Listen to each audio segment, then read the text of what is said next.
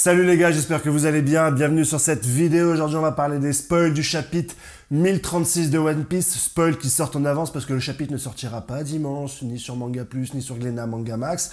Le chapitre sortira dimanche prochain. On a les spoils un petit peu en avance. Normalement, je devrais avoir le résumé entre le 25 et le 28, le résumé complet, vous savez, avec toutes les images. Je vais vous parler plus en détail de l'intégralité du chapitre. Là, vraiment, c'est le haki du turfu, c'est le haki du futur. Je vois super loin, tu n'auras pas de chapitre dimanche, donc ne t'en étonne pas. Le chapitre n'est pas complètement ouf et je suis un peu malade, c'est pour ça que j'ai une voix un peu chelou, que j'ai une gueule de cul et que j'ai mis un bonnet pour essayer un petit peu de rectifier l'image que je pouvais vous renvoyer parce que je suis vraiment QHS éclaté au sol. Je n'ai pas fourni les chapitres hier parce qu'on n'a fait pas le spoil hier. En fait, j'étais sur internet et le leaker coréen n'avait pas envie, n'était pas d'humeur à partager avec nous les différentes informations qu'il avait.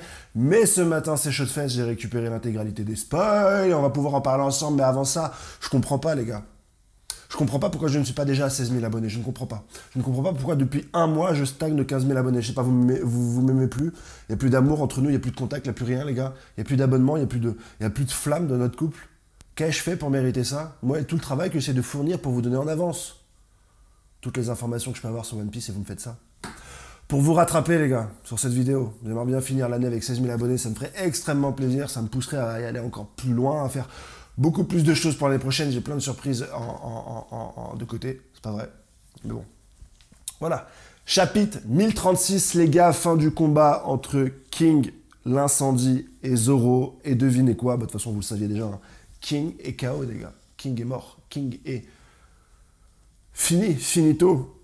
Enterré, n'est plus dans le game. On le savait, certains sont pour, certains sont contre, certains disent que les combats contre Queen et King ont duré trop longtemps, d'autres pas assez longtemps. Vous allez pouvoir en parler et vous exprimer en commentaire. Mais là, c'est la fin et on a un petit bonus. On a un petit bout de flashback encore sur King et sur Kaido. On avait beaucoup apprécié ça dans le chapitre précédent, dans le 1035. C'est cool qu'Oda revienne un petit peu là-dessus et nous donne de plus amples informations. Mais si on a juste quelques pages dans ce chapitre-là, ça veut dire qu'on n'en aura pas plus tard. Et je pense que l'arc King, les secrets autour de King, tous les enjeux et toute l'attente, ce qu'on avait autour de ce personnage, va finir dans ce chapitre 1036. Et c'est peut-être pas la meilleure des choses pour moi. Mais le chapitre prend juste quelques pages pour parler de ça, puisqu'ensuite on va aller sur le rassemblement entre Yamato, le CP0, X-Drake, Apu, plusieurs Numbers. On apprend qu'un des Numbers, le numéro 6, est le gardien de l'arsenal dans le souterrain, et que donc Yamato va demander à un autre Numbers, le numéro 3, je crois, vas-y, parle avec ton pote, il faut que j'aille directement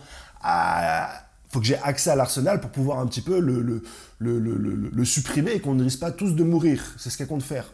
On a en parallèle certaines infos comme quoi Apu s'est sauvé, et X-Drake s'est fait éclater par le CP0. Et là, hein, on nous avait pas menti quand on nous avait dit que le CP0 était vraiment balèze. Et ben, c'est prouvé dans le combat, puisque le CP0 arrive à mettre KO Drake. Et je trouve ça pas mal que en fait, le CP0 soit au-dessus de certains supernovas. C'est assez dangereux, puisque donc ils sont d'autant plus proches de Nico Robin, parce que Nico Robin va se faire enlever. Il reste encore quand même Yamato, mais Yamato étant quand même pas mal occupé à essayer de maîtriser cet arsenal qui est une véritable bombe à retardement dans Onigashima, Robin, elle est un peu dans la dumps. Petit passage sur Reiju et, comment il s'appelle lui, Fukurokuju. Raizo et Fukurokuju, le combat le plus attendu. Je sais que vous attendez tous chaque semaine des news sur ce combat.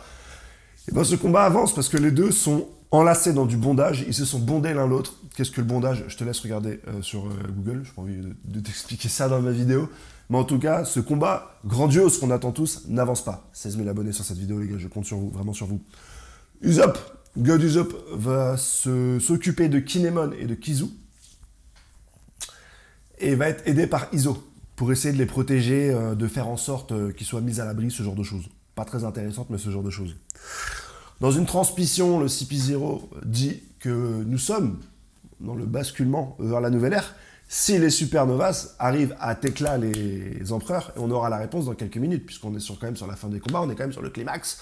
Donc on devrait avoir les réponses assez rapidement à ce niveau-là. Et le CP0 informe le monde, la marine, je ne sais guère. On verra directement, pas ce dimanche-là, mais le dimanche d'après. Mais il leur dit, grosso modo, on va arriver sur des trucs de ouf si jamais Kaido et Big Mom tombent. On le savait, on n'attendait pas forcément que le CP0 nous le communique. Par contre, eux vont très certainement le communiquer au monde de l'extérieur et voir les réactions de l'intégralité des personnages de One Piece suite à l'information comme quoi Luffy a Tekla, Kaido et Kidelo ont Tekla Big Mom, ça va être absolument génialissime. On a un petit cadeau à la fin de ce chapitre qui pue la merde, on va se le dire, il pue la merde.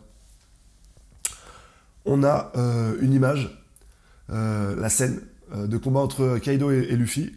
Ils se mettent un peu sur la gueule, Luffy se mange un coup de batte, Kaido se mange un coup de jet pistol. Les deux tombent au sol, s'entrechoquent apparemment, donc je sais pas comment ils se sont tapés pour s'entrechoquer derrière. Et ils rigolent. Et Luffy dit je m'éclate bien, et Kaido dit ouais, je m'éclate aussi. Et alors imagine, vous savez que Oda avait communiqué sur le fait qu'il ne savait pas vraiment comment se débarrasser de Kaido, et qu'il avait créé un personnage beaucoup trop puissant, et qu'il savait pas trop comment est-ce qu'il allait mettre KO ce personnage. Imaginez, truc de ouf, fin de Wano, Kaido et Luffy deviennent potes. Au final, imaginez Kaido il dit vas-y c'est bon, j'ai eu ma dose, t'es super fort, je crois en toi. Finalement, je crois que t'es le nouveau Joy Boy, j'ai jamais vu quelqu'un d'aussi balèze. Viens, on fait la paix, viens, on devient un poteau. Imagine c'est ça au final. Et ben le dernier arc, imagine que Eiichiro-Oda s'inspire de Masashi Kishimoto et que Luffy narutorise un méchant. Narutoriser, c'est quoi? C'est quand Naruto, dans le manga Naruto, parle à un méchant du bien et du mal et qu'il arrive à convaincre le méchant d'arrêter d'être méchant. Imagine Luffy, eh ben, il arrive à convaincre Kaido d'arrêter d'être méchant. Parce que forcément, on va avoir un petit peu les tenants et les aboutissants qui font que Kaido fait ce qu'il fait aujourd'hui. Et quand on le voit dans les différents flashbacks, notamment dans celui avec King, bah, Kaido, ça n'a pas l'air vraiment d'être un enfoiré ou de quelqu'un de vraiment mauvais, tu vois. Il a l'air vraiment plutôt même cool. Esprit de piraterie, il sauve un gamin de 15 ans. Donc voilà, quels sont les éléments qui ont amené Kaido à pactiser avec Orochi, qui est une vraie enflure, à rester sur Wano non-stop alors qu'il se passe grave des trucs sur les 7 mers, sur les mers en tout cas. Kaido dit je veux être le seigneur des pirates et je veux trouver le One Piece, mais tu restes à Wano non-stop, mais frérot. Ça fait 35 ans, t'es à Wano, il y a quoi à Wano? Il y a quoi? Le One Piece, il va atterrir à Wano? Je ne comprends pas. I don't understand. Et j'espère qu'on aura des révélations à ce moment-là. Et peut-être que Kaido va révéler certaines choses à Luffy qui vont devenir poteau. C'est jamais arrivé pour l'instant, mais peut-être, hein, parce que c'est vrai que Kaido, je le vois un peu moins machiavélique que les autres boss. Un crocodile, c'est un fils de pute fini, même si je kiffe ce personnage, bien sûr. Hein, comment il s'appelle? Don Quichotte de Flamingo était irrécupérable au niveau de la morale. Big Mom, c'était une ouf, c'était une folle, tout simplement, je pense qu'on peut pas lui parler. Kaido, j'ai l'impression que c'est quelqu'un qu'on peut parler, surtout que, rappelez-vous, hein, même face à Oden Kozuki, il a eu quelques bribes. Je dirais pas d'esprit samouraï, mais il a eu quelques bribes de respect. Quand il a tué Oden, il a essayé de faire une promesse avec lui, de lui dire si tu restes plus d'une heure dans cette casserole remplie d'huile chaude, je ferai en sorte que tu restes vivant. Ou enfin, il y a une petite morale chez Kaido, pas ouf, mais il y a une petite morale plus que dans les autres personnages. Et je me suis dit peut-être que ça sera ça le final. On a eu pas mal aussi d'informations sur le Jump Fiesta 2022. J'ai pas fait de vidéo parce qu'il est un peu éclaté au sol, mais Oda, cette année, ne s'est pas tenté à l'exercice de prophétiser l'année suivante. Vous savez que d'habitude, à la fin de chaque année, il nous donne un petit indice sur l'année suivante. Une année, il nous avait dit que Sabo et Boa Hancock, ça va être chaud pour eux, on n'a pas eu de nouvelles. Une autre année, l'année dernière, il a dit un roux va faire un mouvement, on n'a pas eu de nouvelles, mis à part le film, mais je pense pas qu'il parlait du film. Et là, Oda, cette année, a juste dit que l'année prochaine, il allait finir Wano Kuni, et qu'il était content de faire le final de Wano Kuni, que c'est quelque chose qu'il avait réfléchi depuis très longtemps.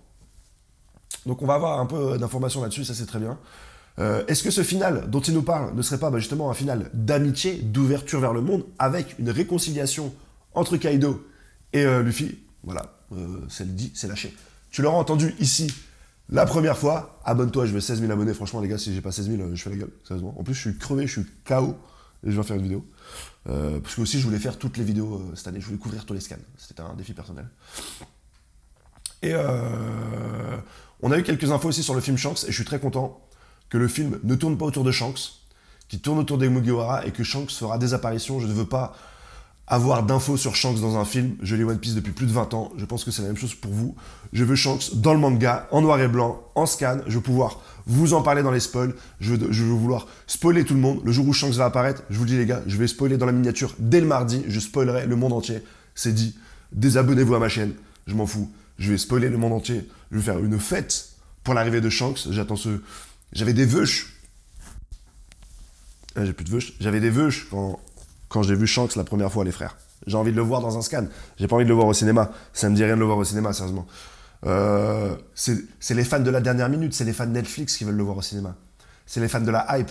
Si vraiment t'aimes One Piece, un temps soit peu, t'as pas envie de le découvrir dans un film. C'est la rencontre qu'on attend le plus dans One Piece. J'ai suivi One Piece pour cette rencontre-là, je le veux dans le manga. Ça va être off-screen. Off-screen, tu vois ça dans un film. Arrête, arrête. Et le dernier arc au cinéma, on n'a plus de manga. Et Shiroda, il arrête et il dit la suite sur Netflix. La suite en live action. Arrêtez. Arrêtez vos conneries. Donc tout tourne aussi rond dans ce monde. Shanks fera que quelques apparitions. Et j'en suis très content. Merci pour cette année. Génial, pour votre soutien, pour m'avoir soutenu sur cette chaîne YouTube. Je suis très content. C'était un réel plaisir de partager ça avec vous. Sérieusement, c'est une belle aventure. J'espère qu'on sera beaucoup plus nombreux pour la suite. Je vous fais une belle vidéo entre le 25 et le 28 avec le résumé complet et j'espère les premières images. Vous pouvez aussi vous inscrire sur ma chaîne Twitch Henrik21 Live. J'espère faire un live avant la fin de semaine. Je vous tiens au courant. Inscrivez-vous sur ma chaîne Twitch et je mettrai dans l'onglet programme quand est-ce que je ferai un live. J'espère jeudi soir, j'aimerais bien. Jeudi soir, 20h, j'aimerais bien faire un live. Si SFR me remet cette fibre, ils n'arrêtent pas de la couper, ça me casse les couilles. Je sais pas si vous aussi vous avez ça avec SFR. Bref, passez une bonne journée les gars, une bonne fin d'année, de bonnes fêtes, de beaux cadeaux à Noël et soyez cool. Hein, allez, ciao.